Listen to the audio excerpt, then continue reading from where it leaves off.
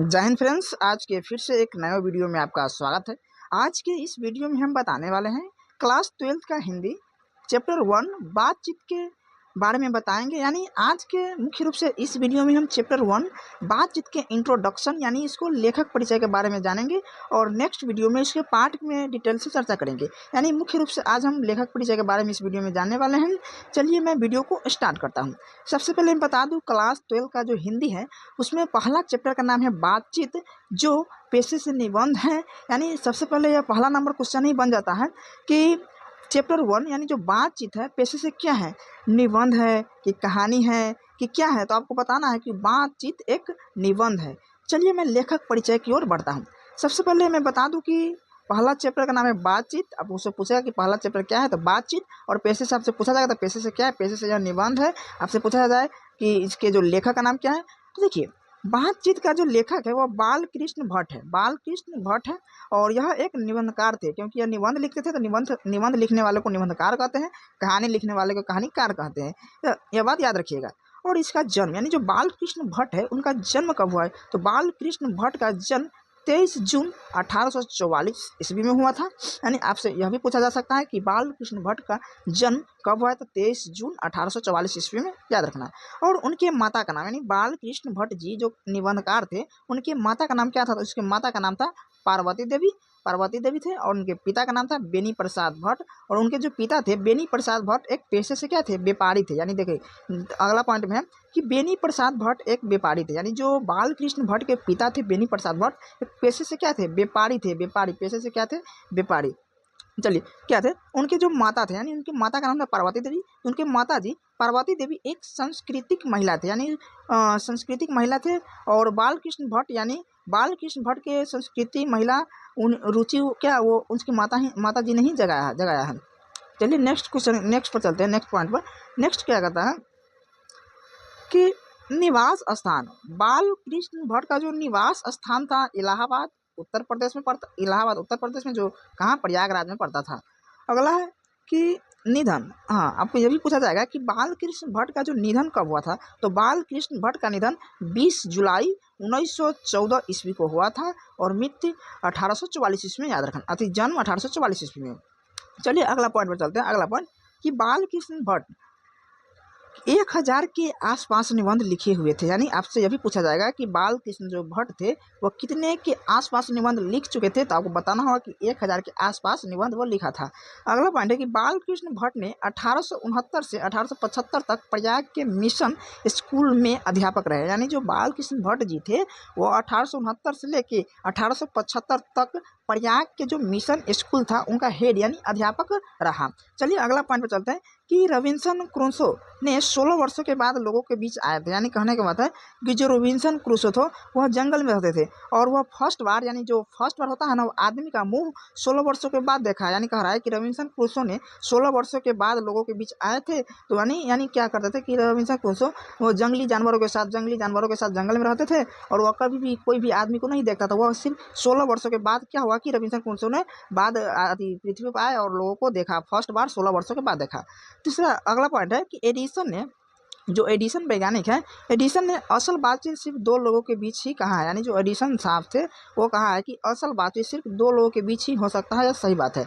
और यहाँ पे जॉनसन का कहना है कि बोलने से ही मनुष्य के रूप का साक्षात्कार होता है। चलिए नेक्स्ट बढ़ते हैं। यहाँ देखिए, यहाँ जॉनसन का कहना है कि बोलने से ही मनुष्य के रूप का साक्षात्कार होता है। देखिए बोलने से ही मनुष्य के रूप का साक्षात्कार होता है, जॉनसन का करना है। ये बहुत VVI है, 2 पूछा जाता है। इसमें एक पूछा जाता है कि एडिसन का क्या कहना है और दूसरा जॉनसन का क्या कहना है। तो एडिसन का कहना था कि असल बातचीत सिर्फ 2 लोगों के बीच हो सकती है, और जबकि जॉनसन का कहना है कि बोलने से ही मनुष्य के रूप का साक्षात्कार होता है। चलिए नेक्स्ट पॉइंट पर चलते हैं। नेक्स्ट पॉइंट क्या कहता है कि यूरोप के बातचीत के कला को आर्ट ऑफ कन्वर्सेशन कहते हैं। यानी जो यूरोप के लोगों को बातचीत करने का तरीका है बहुत अच्छा है, बहुत हुनर है, इसीलिए इसको कहा जाता है कि यूरोप के बातचीत को कला को आर्ट ऑफ कन्वर्सेशन कहा जाता है। चलिए नेक्स्ट पॉइंट क्या कह रहा है कि बालकृष्ण भट्ट को आधुनिक हिंदी आलोचना का जन्मदाता रामविलास शर्मा ने कहा था। यानी यहाँ से भी एक क्वेश्चन पूछा जा सकता है कि बालकृष्ण भट्ट को हिंदी आलोचना का जन्मदाता किसने कहा था, तो आपको यहाँ बताना होगा कि बाल कृष्ण भट्ट को आधुनिक हिंदी आलोचना का जन्मदाता रामविलास शर्मा ने कहा था। अगला पॉइंट है बाल कृष्ण भट्ट आधुनिक काल के रचनाकार थे। आपसे पूछा जाएगा कि बाल कृष्ण भट्ट किस काल के रचनाकार थे, तो आधुनिक काल बताना होगा कि आधुनिक काल के रचनाकार है और किस युग के है, तो भारतेंदु युग के यहाँ पर होगा। चलिए अगला पॉइंट है बाल कृष्ण भट्ट ने हिंदी प्रदीप मासिक पत्रिका का संपादन कब किया था, तो यहाँ से पूछा जाएगा कि बाल कृष्ण भट्ट ने हिंदी प्रदीप मासिक पत्रिका का संपादन 1877 ईस्वी में किया हुआ था। और ये इन्होंने बाल कृष्ण भट्ट ने हिंदी प्रदीप नामक मासिक पत्र का संपादन 1877 ईस्वी में किया था और इन्होंने वह 33 वर्षों तक चलाया था। यानी हिंदी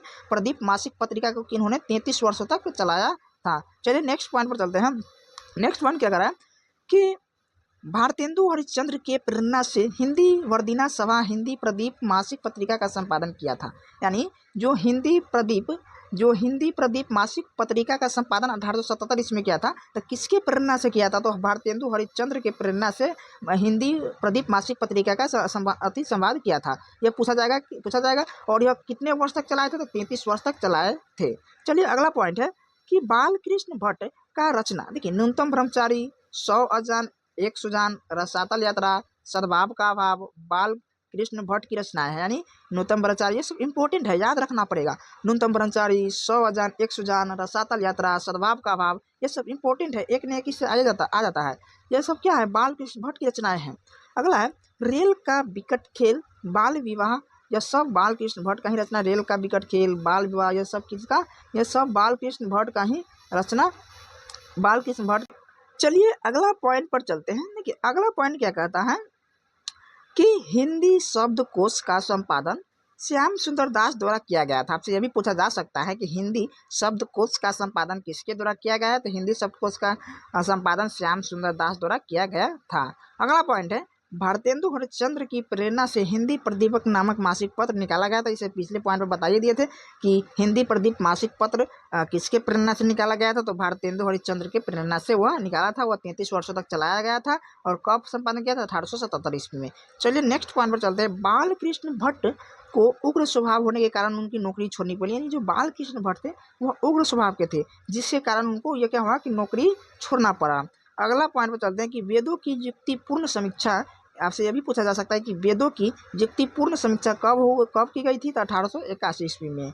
चलिए नेक्स्ट पॉइंट पर चलते हैं कि 100 निबंध महत्वपूर्ण थे। यानी उन्होंने 1000 के आसपास निबंध लिखा था, जिनमें से 100 जो निबंध थे उनका महत्वपूर्ण में से महत्वपूर्ण गिना जाता था।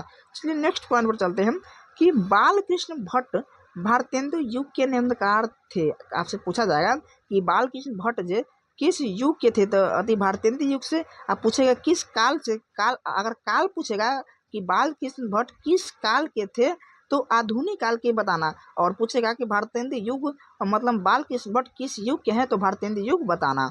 अगला पॉइंट पर चलते हैं, लास्ट पॉइंट है लास्ट की। बाल कृष्ण भट्ट को आचार्य रामचंद्र शुक्ल ने साहित्य की एडिशन और स्टील की श्रेणी में रखा। यानी आपसे यह भी पूछा जा सकता है कि बाल कृष्ण भट्ट को किसने साहित्य के एडिशन और स्टील की श्रेणी में रखा, तो यहाँ पर आपको बताना होगा आचार्य रामचंद्र शुक्ल ने बाल कृष्ण भट्ट को एडिशन और स्टील की श्रेणी में रखा। यह आपका चैप्टर 1 बातचीत का लेखक परिचय है। इनमें से लगभग इम्पोर्टेंट है, यहाँ से हर एक साल क्या होता है कि क्वेश्चन पूछा जाता है। यह आपका इंट्रोडक्शन रहा और फिर मिलते हैं पाठ के अंदर नेक्स्ट वीडियो में। वीडियो देखने के लिए धन्यवाद।